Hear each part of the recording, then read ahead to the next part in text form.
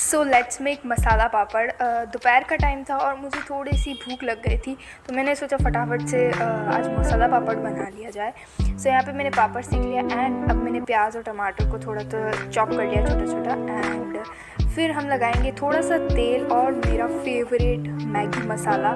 इसको हमने थोड़ा सा अच्छे से स्प्रिंकल कर लिया हमारे पापड़ पे। और फिर जो हमने प्याज टमाटर चॉप किए थे उसको हम अच्छे से स्प्रेड कर देंगे और ऊपर से हम स्प्रिंकल करेंगे भुजिया से। And will enjoy our masala papad.